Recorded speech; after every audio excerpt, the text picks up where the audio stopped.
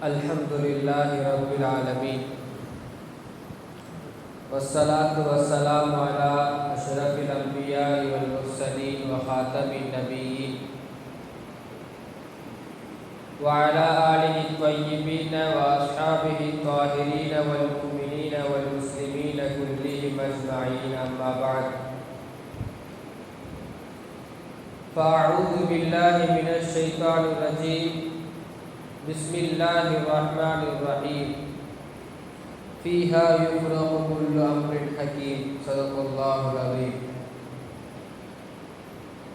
Wa qala Rasulullah sallallahu alaihi wasallam, idza kanat lailatu nisfi min Sya'ban faqumu lailaha wa sumu naharaha, aw kama qala alaihi salatu wassalam. அளவற்ற அருளாளனும் நிகரற்ற அன்புடையவுமாகிய எல்லாம் வல்ல அல்லாஹ்வின் பெயரை கொண்டு ஆரம்பம் செய்கிறேன். நம் உயிரினும் மேலான நமது நேசரான முஹம்மது ரசூலுல்லாஹ் ஸல்லல்லாஹு அலைஹி வஸல்லம் அன்னவர்கள் மீதும்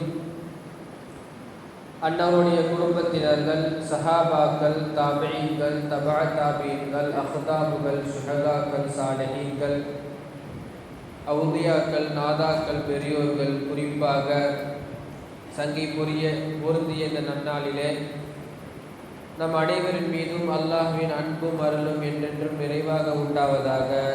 ஆமீன்.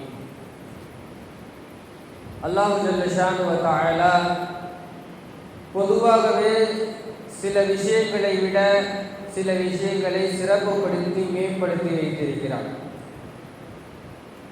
வருடங்களில் 12 மாதங்கள் இருந்தாலும் அந்த 12 மாதங்களில் 4 மாதங்களை அஷ்ஹுருல் ஹுரும், சங்கைக்குரிய மாதம் என்று சொல்கிறார். வாரத்திலே வெள்ளிக்கிழமை மற்ற நாட்களை விட சிறந்த நாளாக இருக்கிறது. மற்ற வேதங்களை விட குர்ஆன் சிறந்த வேதமாக இருக்கிறது.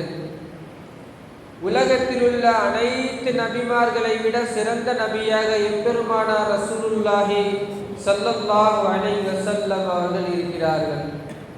இப்படி ஒவ்வொரு விஷயத்திலும் ஒன்றை விட ஒன்றை ரப்புல் ஆலமீன் மேம்படுத்தி வைத்திருக்கிறார். அந்த அடிப்படையிலே பார்க்கும் பொழுது சில நாட்களையும் சிறப்புப்படுத்தி வைத்திருக்கிறான், சில இரவுகளையும் சிறப்புப்படுத்தி வைத்திருக்கிறான். இதோ 10ல் ஒரு இரவாக, வழக்கம் போல் ஒரு இரவாக இல்லாமல் சில இரவுகளை ரப்புல் ஆலமீன் நமக்கு சிறப்புப்படுத்தி மேம்படுத்தி அதிலே வணங்குவதற்கும் இறைவனிடத்திலே பாவ மன்னிப்பு கேட்பதற்கும் சில வாய்ப்புகளை வல்லோன் வழங்குகிறான். ஒரு லைலத்துல் கத்ர் இரவை போல, வெள்ளிக்கிழமையுடைய இரவை போல, பெருநாட்களினுடைய இரவை போல, அதிலே ஒன்றாக இருக்கக்கூடிய இப்பொழுது நாம் இருக்கக்கூடிய பராத்துடைய இரவு. இது போன்ற இரவுகள் எல்லாம் நமக்கு சொல்வது சிறப்புப்படுத்தி வைத்திருக்கின்றான் ரப்புல் ஆலமீன். அதில் இருக்கக்கூடிய மகிமைகளை அறிய வேண்டிய அவசியத்தில் நாம் இருக்கிறோம். இன்றைக்கு இப்பொழுது இந்த இரவினுடைய அவசியத்தை அறிவதற்காகவும் அதிலே தொழுது அல்லாஹ்விடத்திலே நாம் பாவ மன்னிப்பு கேட்பதற்காகவும், நோன்பு வைப்பதற்காகவும், ஜியாரத்து செய்வதற்காகவும், திக்ரிலே அமர்வதற்காகவும், துஆவை செய்வதற்காகவும் அந்த ஆர்வத்தை அல்லாஹ் நமக்கு தந்திருக்கிறான். அல்லாஹ் கபூல் செய்வானாக.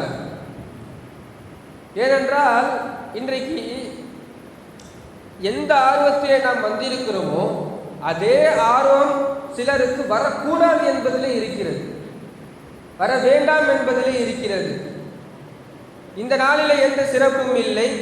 மற்ற நாட்களை போன்று நீங்கள் இந்த நாட்களிலும் இரவு முழுவதும் செல்போன்களை பயன்படுத்திவிட்டு நீங்கள் தூங்கிவிடலாம், நோன்பு வைக்க வேண்டாம், இரவில் எந்த இபாதத் செய்ய வேண்டாம், பயான் வேண்டாம், திக்ர் வேண்டாம், ஒண்ணுமே வேண்டாம் என்று சொல்லக்கூடியவர்கள் இன்றைக்கு சோசியல் மீடியாவில் அதிகமாகிவிட்டாங்க.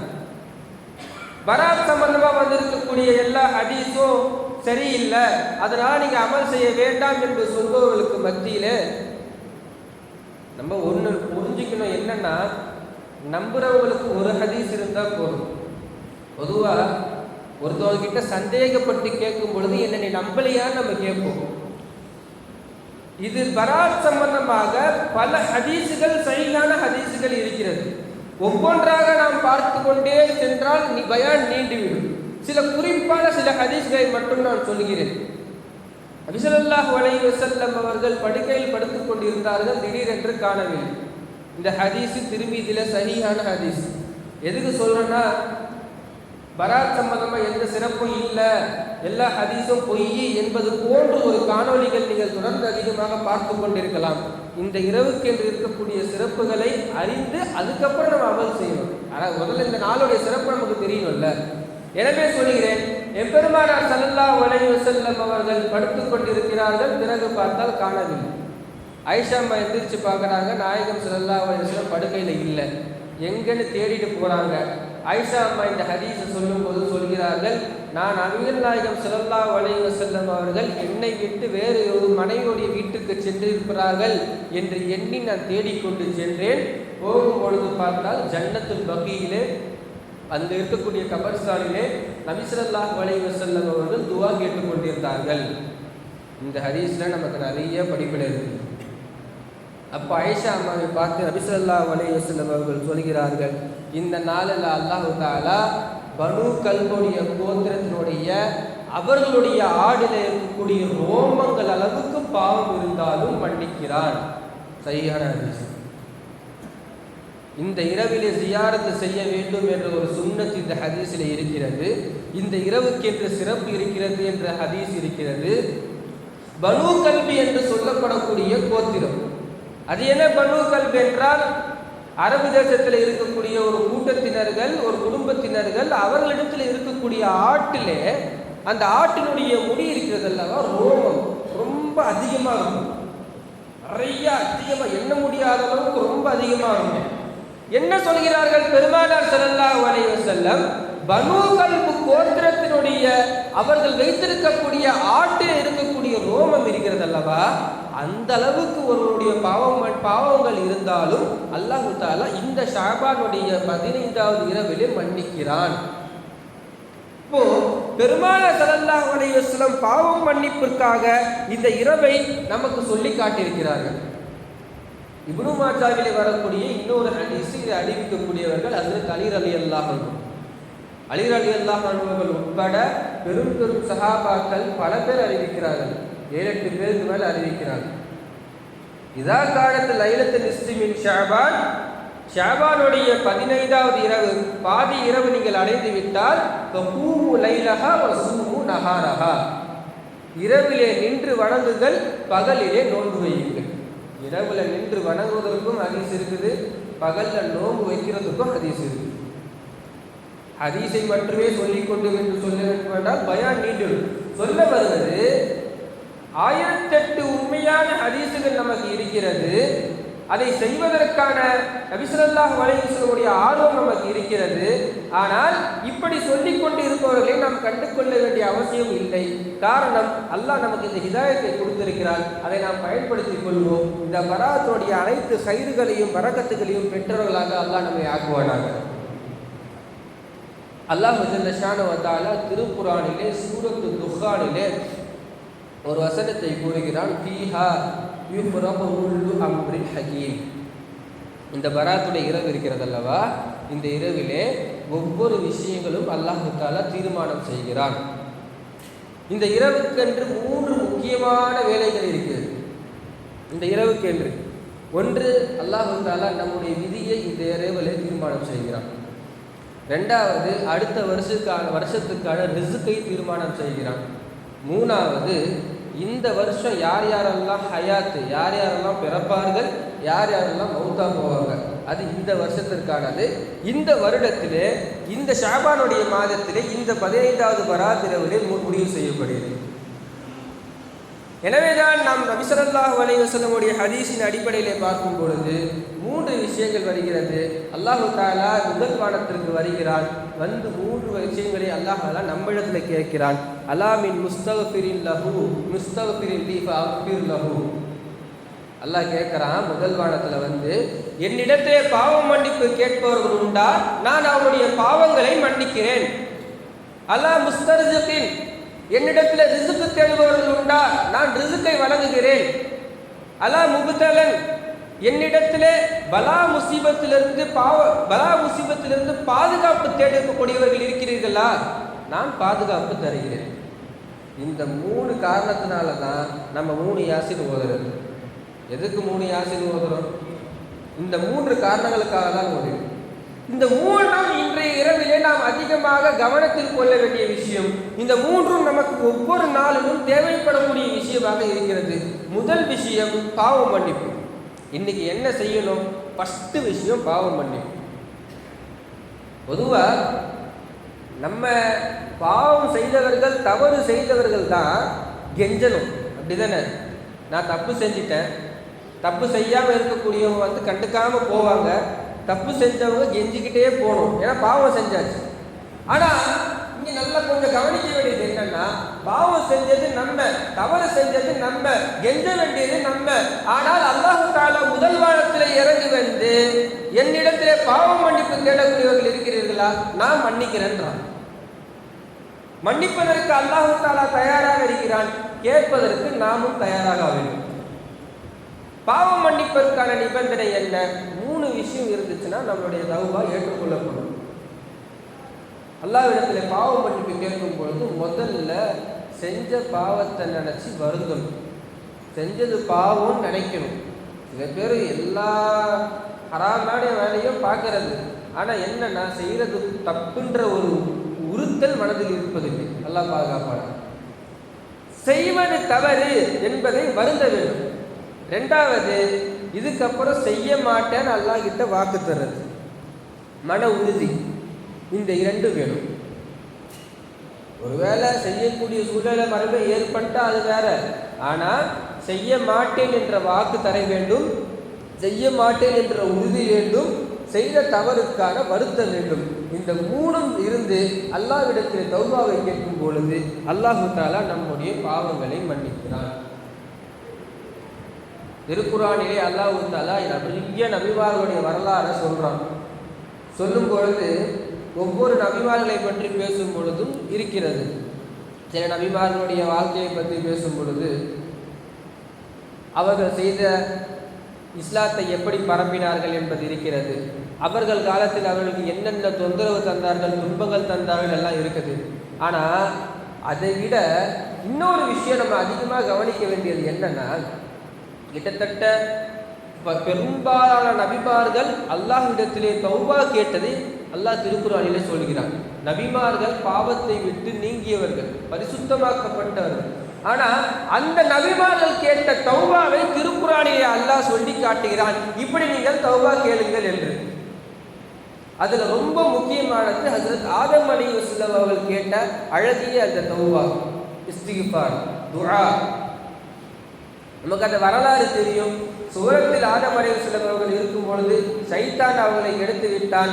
சைத்தான் அவருடைய உள்ளத்திலே ஊசலாட்டத்தை போட்டு அவர்கள் அந்த பழத்தை உண்டார்கள். அதற்கு பிறகு அல்லாஹ் தஆலா சுவனத்திலிருந்து பூமிக்கு இறக்கினான் என்ற வரலாறு நமக்கு தெரியும். இப்போ ஆதம் அலைஹிஸ்ஸலாம் அல்லாஹ் கிட்ட தௌபா கேட்கணும். எப்படி தெரியுமா கேட்குறாங்க?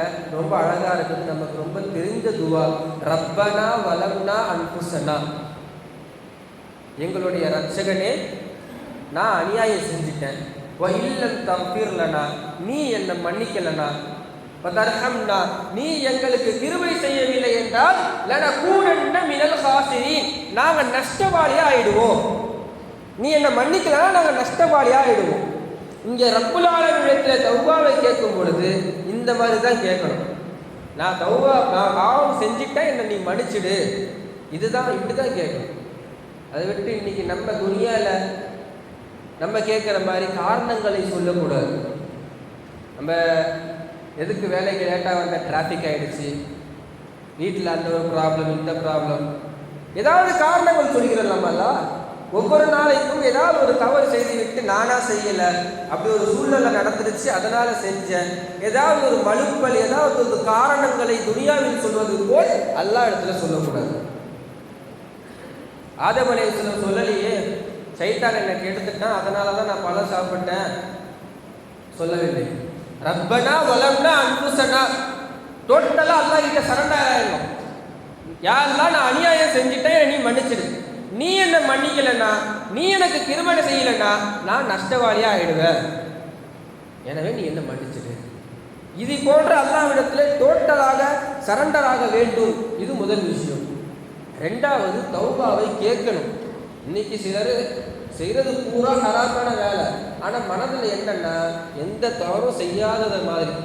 அதே நேரத்தில் சில பேருக்கு நான்லாம் என்ன தப்பு செய்கிறேன், நான் எதுக்கு அல்லாஹ்கிட்ட தௌபா கேட்கணும், நான் யாருக்கு எந்த கெடுதல் செய்யறதில்லை. தௌபாவை கேட்பதற்கு, இஸ்திக்ஃபார் செய்வதற்கு தவறு செய்ய வேண்டும் என்ற அவசியம் இல்லை. நமக்கு தெரிந்தோ தெரியாமலோ தவறு நடக்கும். ஒவ்வொருக்கும் தவறு நடக்காமல் இருக்காது. உள்ளுபடியாதம் ஹத்தாவும்.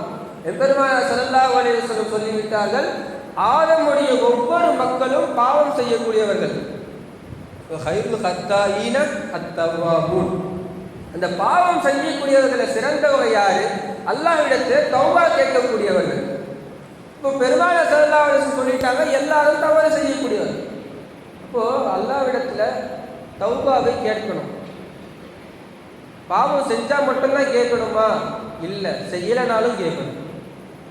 ஏனென்றால் இந்த உலகத்திலே பாவத்தின் நிழல் கூட ஒருவர் மீது படவில்லை என்றால் அது எம்பெருமானார் ஸல்லல்லாஹு அலைஹி வஸல்லம் அவர்கள் தான். பாவத்தின் நிழல் கூட படவில்லை, பாவத்தின் வாழை கூட படவில்லை. அப்பேற்பட்ட பெருமானார் ஸல்லல்லாஹு அலைஹி வஸல்லம் சொல்கிறார்கள், ஒவ்வொரு நாளும் நான் 70 முறை அல்லாஹ்விடத்தில் இஸ்திக்ஃபார் செய்கிறேன். ஒவ்வொரு நாளும் 70 முறை அல்லாஹ்விடத்தில் பாவ மன்னிப்பு கேட்கிறேன் என்றால், பெருமானார் ஸல்லல்லாஹு அலைஹி வஸல்லம் அகிலத்துக்கே ரசூலாக வந்தார்கள், தலைவராக வந்தார்கள், ஹைருல் ஹலாயிக் வல் பஷராக வந்தார்கள். அப்படி இருக்கிற நாயகம் ஸல்லல்லாஹு அலைஹி வஸல்லம் அவர்களே ஒரு நாளைக்கு 70 முறை பாவ மன்னிப்பு தேடுகிறார்கள் என்றால், நாம் எந்த அளவுக்கு தேட வேண்டும் என்ற நம்முடைய உள்ளத்திற்கு தெரியும். நாம் செய்யக்கூடிய பாவத்திற்கு என்ன அளவுக்கு நாம் அல்லாஹ்விடத்தில் கெஞ்ச வேண்டும் என்பது நம்முடைய உள்ளத்துக்கு தெரியும். எனவே நம்முடைய தௌபாவை முதல் விஷயமாக இன்றைய நாளில் நாம் ஆக்கணும். கேட்கும் பொழுது கண்ணீர் விட்டு அல்லாஹ்விடத்துல கேட்கணும். இதுக்கப்புறம் நிறைய அமல்கள் இருக்கிறது, திக்ர் இருக்கிறது, ஜியாரத் இருக்கிறது, துஆ இருக்கிறது. அதையெல்லாம் தாண்டி அதுக்கப்புறம் தனியாகவும் உட்காரணும். தனியாகவும் உட்காந்து அல்லாஹ்கிட்ட கெஞ்சணும், கண்ணீர் விடணும். துனியாவில் நம்ம மக்களிடத்துல தான் கண்ணீர் வராமல் பொய்யா நடித்தா அதுக்கு பேர் ஏமாத்துறது, முதல கண்ணீர் சொல்லுவோம்ல. அல்லாஹ்விடத்துல அழுகுறதுக்கு உக்காந்துடணும். செஞ்ச பாவத்துக்கு அழுவ வரலையா என்ன பண்ணுறது? அழுகுற மாதிரி ஆக்டிங் பண்ணலாம், அழுகுற மாதிரி நடிக்கலாம், அல்லாஹ்விடத்தில் நடிக்கலாம். அழுவது போல் தவறில்லை. மனிதத்தில் பண்ணாதான் பொய்யா நடிக்கிறான், பொய்யா அழுகுறான்னு சொல்லுவான். அல்லாஹ் அப்படி சொல்ல மாட்டான். அல்லாஹ்விடத்தில் அழ வேண்டும். அழ முடியவில்லை என்றால் அழுவதற்கான முயற்சியை செய்ய வேண்டும். ஆனால் ஒன்று தெரிஞ்சுக்கணும், கண்ணுலேருந்து ஒரு சொட்டு தண்ணீர் வந்துருச்சுன்னா அந்த துவாவை ஒரு நாள் வேஸ்ட் ஆகாது. கண்ணுலேருந்து ஒரு சொட்டு தண்ணீர் வந்துருச்சுன்னா அந்த கண்களை நரகம் தீண்டாது. ஐநானிலா தமஸ்ஸுஹுமா அன்னார். எம்பெருமானார் ஸல்லல்லாஹு அலைஹி வஸல்லம் சொல்கிறார்கள், 2 கண்களை நரகம் தீண்டாது. எந்த 2 கண்கள்? ஒன்று அல்லாஹ்வுடைய விஷயத்திலே போருக்காக விழித்து கொண்டிருந்த கண்கள், எதிரி தாக்கிடுவாங்கன்னு சொல்லிட்டு பயத்தில் விழித்து கொண்டு இருக்கக்கூடிய மக்களை பாதுகாப்பாக பார்த்து கொண்டிருந்த அந்த கண்கள். 2வது என்னன்னா, அல்லாஹ்விற்கு பயந்து அழுத கண்கள். கண்களிலிருந்து ஒரு சொட்டு நீர் வந்து விட்டாலும் சரி, அது ஈயை விட சிறிய அளவாக இருந்த நீராக இருந்தாலும் சரி, அந்த கண்ணீருக்கு வேல்யூ அல்லாஹ் இடத்துல பெரிய அளவு இருக்கு. அந்த கண்களை அல்லாஹ் தஆலா தீண்டுவதில்லை. எனவே முதல் விஷயம், இந்த இரவிலே நாம் அல்லாஹ்விடத்தில் கேட்க வேண்டியது பாவ மன்னிப்பு. 2வது அல்லாஹ் சொல்கிறான், என்னிடத்தில் ரிசுக்கு தேடுபவர்கள் உண்டா, நான் ரிசுக்கு வழங்குகிறேன். ரிசுக்குன்னா என்ன? வெறும் காசு மட்டும் ரிசுக்கு அல்ல, வெறும் பணம் மட்டும் ரிசுக்கு அல்ல. நாம் நினைத்துக் கொண்டு ரிசுக்குக்காக துவா செய்ய. ரிசுக்கு என்பால் வெறும் பணம் அல்ல, நாம் அனுபவிக்கக்கூடிய எல்லா நிஅமத்துகளும் ரிசுக்கு. நம்முடைய பணம் அதுவும் ரிசுக்கு, வீடு ரிசுக்கு, வாசல் ரிசுக்கு, மனைவி மக்கள் எல்லாம் ரிசுக்கு, போட்டிருக்கக்கூடிய அணிந்திருக்கக்கூடிய ஆடை ரிசுக்கு, தொழுகிறோம் அல்லவா அதுவும் ரிசுக்கு, ஈமான் ஒரு ரிசுக்கு. இப்படி நாம் அனுபவிக்கக்கூடிய எல்லாமே ரிசுக்கு. அந்த ரிசுக்குக்காக அல்லாஹ்விடத்தில் துவா செய்யணும். அந்த ரிசுக்கிலே பறக்கத்து வேண்டும் என்பதற்காக துவா செய்யணும். அந்த ரிசுக்கு நீட்டமாக இருக்க வேண்டும் என்பதற்காக துவா செய்யணும். ரிசுக்கு நம்மிடத்திலிருந்து துண்டிக்கப்படக்கூடாது என்பதற்காக துவா செய்யணும். லன் தமூத்தன் நஃப்ஸ ஹத்தா தஸ்தக்மல ரிசுக்கஹா. ஒன்று கவனிச்சுக்கணும், நம்மளுடைய ரிசுக்கு வராமல் நம்ம மௌத்தா போக மாட்டோம். அதில் ஷுவர், உறுதி. நமக்கான ரிசுக்கு ஏற்கனவே எழுதப்பட்டது. ஜிப்ரீல் அலைஹிஸ்ஸலாம் அவர்கள் நபி ஸல்லல்லாஹு அலைஹி வஸல்லம் இடத்திலே சொன்னதாக வருகிறது. இன்ன ஜிப்ரீல நஃபஸ அலா ரூஇ, ஜிப்ரீல் என்ற இடத்திலே போட்டார். லன் தமூத்த நஃப்ஸ ஹத்தா தஸ்தக்மல ரிஸ்கஹா அவ் கமா கால். எந்த ஒரு ஆத்மாவும் அதற்கான ரிஸ்க்கு வராமல் மௌத்தா போக மாட்டான். இப்போ அரபுலகத்தில் ஒரு நீதி போதனை கதை எழுதும் பொழுது அரபி கிதாபில் இப்படி ஒரு சின்ன ஒரு நிகழ்ச்சி வரும். ஒருத்தர் இருக்கிறாரு, ஒரு கிணத்தாண்ட போகும்பொழுது சுற்றுச்சுவர்லாம் இல்லை, அந்த கிணத்துக்கு அந்த ப்ரொடக்ஷன்லாம் இல்லை, எப்பவுமே போகிற ஒன்று தான். ஆனால் என்ன, போகும்பொழுது தெரியாமல் விழுந்துட்டாரு. ரொம்ப நேரம் ஆயிடுச்சு, யாரும் வரவும் இல்லை. ரொம்ப நேரம் கழிச்சு யாரோ ஒருத்தவங்க அந்த பக்கம் போகும்பொழுது பார்த்தா அவர் இருந்திருக்கிறாரு. எல்லா நேரம் நினச்சிக்கிட்டாங்க ஆள் மவுத்து, ஏன்னா ரொம்ப நேரம் ஆயிடுச்சு, தண்ணியில் அசைவு கூட இல்லை. ஆனால் தூக்குனா ஆள் ஹயாத்தா இருக்காரு. சரி, அவரை கொஞ்சம் உட்கார வச்சு என்னென்ன முதலுதவி செய்யணுமோ அதெல்லாம் செஞ்சு ஒரு கிளாஸ் பாலை கொடுத்து, அதுக்கப்புறம் அவர் கொஞ்சம் தெளிவானதுக்கப்புறம் அவர்கிட்ட கேட்குறாங்க, எப்படி விழுந்த? எப்போவுமே வர உண்டு தானே, எப்போவுமே பழக்கப்பட்ட இடம், எப்படி விழுந்த? கேட்கும் பொழுது அவர் சொல்கிறாரு, இல்லை இந்த பக்கம் வந்தேன், இப்படி நின்றுட்டு இருந்தேன். இந்த நிகழ்ச்சியை சொல்லிக்கிட்டே இருக்கும் பொழுது என்ன ஆயிடுச்சு, மறுபடியும் விழுந்துட்டார். இப்போ எல்லாருக்கும் என்ன என்னன்னா, மௌத்தா இருக்க மாட்டார். ஏன்னா இதுக்கு முன்னாடி விழுந்தாரு, விழும் பொழுது ரொம்ப நேரம் ஆயிடுச்சு, காப்பாற்ற யாரும் வரலை, ரொம்ப நேரம் கழிச்சு தான் அவரை தேடவே செஞ்சு அதுக்கப்புறம் தூக்கணும். அப்பயே உயிரோடு இருந்தார், இப்போதான் விழுந்தாரு, இப்போ உடனே அவரை தூக்கியாச்சு, இப்போ ஹயாத்தா இருப்பாருன்னு எல்லாம் நினைச்சாங்க. ஆனால் ஆள் மௌத்து, இப்போ மௌத்து. இப்போ இந்த நிகழ்ச்சியை சொல்லிவிட்டு அதனுடைய படிப்பினை சொல்வார்கள். அவருடைய ரிஸ்கில், அவருடைய விதியில் இன்னும் அந்த ஒரு கப்பு பால் இருக்குது பேலன்ஸ். புரியுதுங்களா? அவருடைய ரிஸ்கில் ஒரு கப்பு பால் இன்னும் பேலன்ஸ் இருந்துச்சு. அந்த பாலை குடிக்காம அவர் மௌத்தா போக மாட்டார். நமக்கான ரிஸ்க் எழுதப்பட்டு விட்டது என்றால், நம்ம இங்கே இருந்தாலும் அமெரிக்காவில் இருந்தாலும் இல்லாவிட்டாலும் அந்த ரிஸ்க் நமக்கு வரும். நம்மளுடைய ரிஸ்கை யாராலும் முழுக முடியாது, யாராலும் தடுக்க முடியாது. இப்போ அந்த ரிஸ்கை அல்லாஹ் தஆலா நமக்கு எழுதி விட்டான். ரிஸ்கை அல்லாஹ்விடத்திலே கேட்க வேண்டும். இப்ராஹிம் பின் அதஹம் ரஹ்மத்துல்லாஹி அலைஹி அவர்களை பற்றி சிலர் கேட்பாங்க, நீங்கள் ஏன் இப்படி இருக்கிறீங்க? அப்போ அவர் சொல்லுவார், என் ரிஸ்க்கு வேற ஒருத்தவனால வாங்க முடியாது, நான் தொழுகையை எனக்கு பதிலாக வேற யாரும் சொல்ல முடியாது, எனக்கு பதிலாக வேற யாரும் ஓட்ட முடியாது, எனவே நான் இப்படி தான் இருப்பேன் அப்படி போவார். ரிஸ்க்கு நமக்கு எழுதப்பட்டு விட்டது, ஏற்கனவே நம்ம பிறக்கும் பொழுது எழுதப்பட்டது. அப்போ இன்னைக்கு எதுக்கு நம்ம ரிஸ்க்கு கேட்குறோம்? எல்லாம் இதில் எழுதப்பட்டது.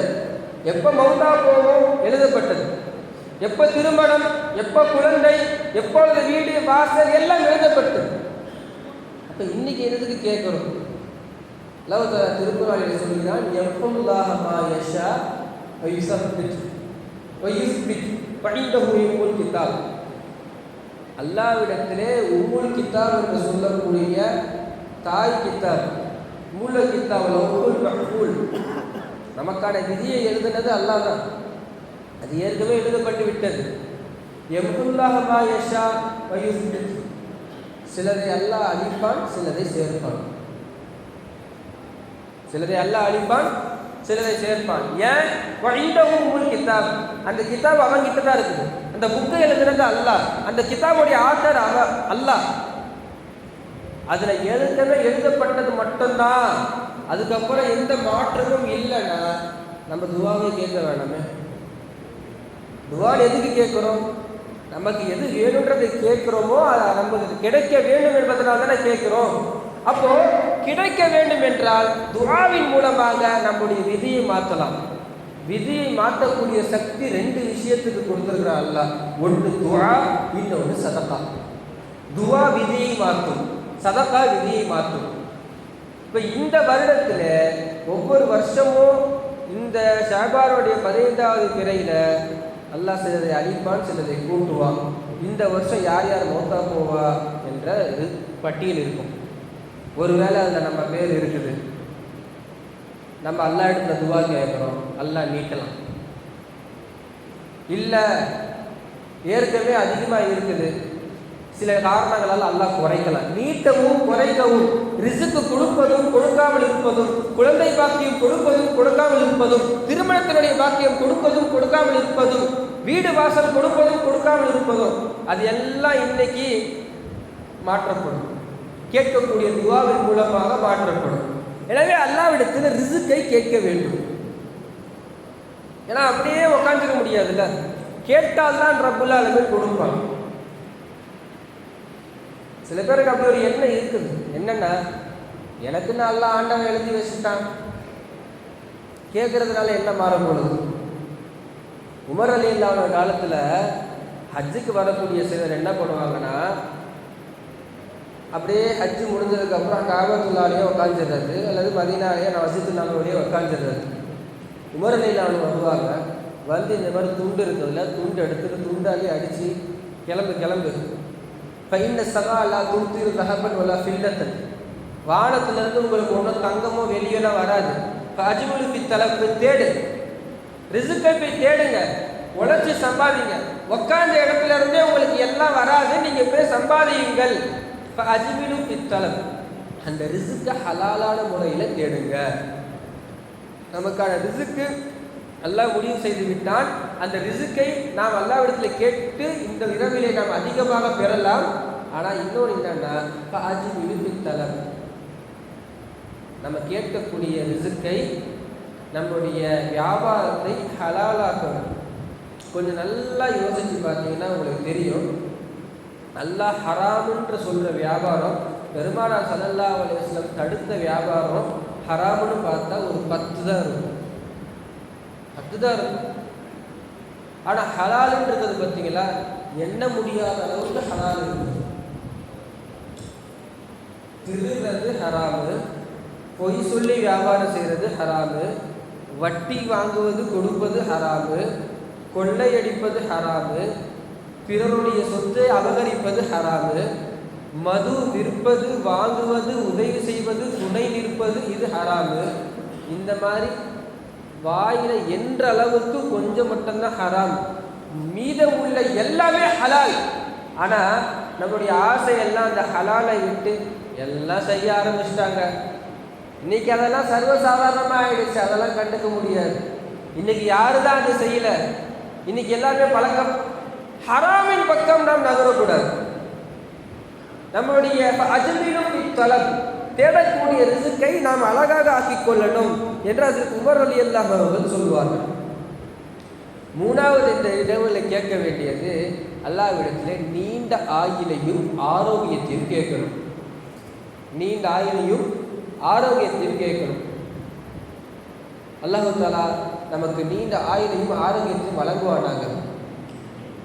கடந்த வருடம் இருந்தவர்கள் பலர் நம்ம கூட இந்த வருஷம் இல்லை, இதுதானே. அடுத்த வருடம் யார் இருப்போம் இருக்க மாட்டோம் என்பது அல்லாஹ்வே அறிவான். அப்போ நம்முடைய ஆயுளை அல்லாஹ்விடத்தில் அதிகமாக கேட்கணும்.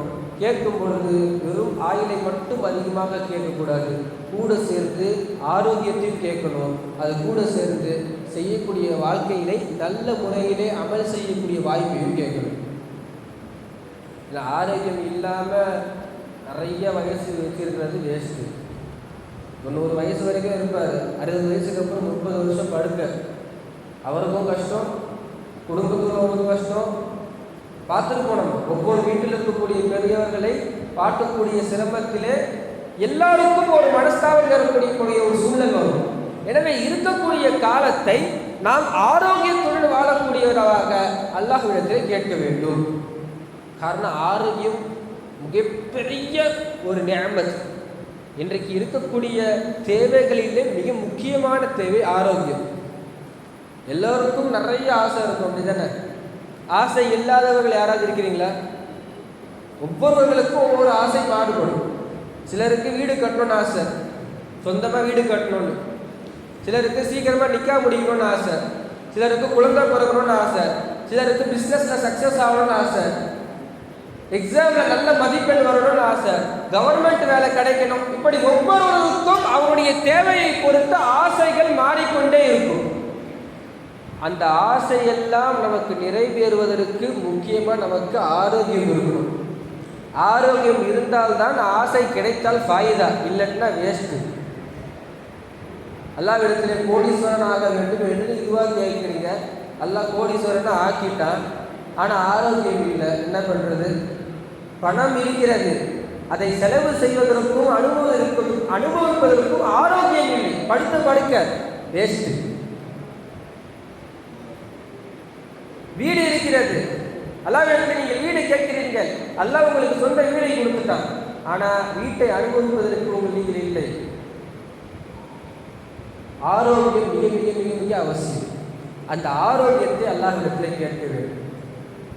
அந்த ஆரோக்கியம் இருந்தால்தான் எல்லா ஆசைகளுக்கான ஒரு பயன் ஃபாயிதா நமக்கு இருக்கும். இல்லைன்னா எதுவுமே இந்த துனியாவில் நம்ம அனுபவிக்க முடியாது.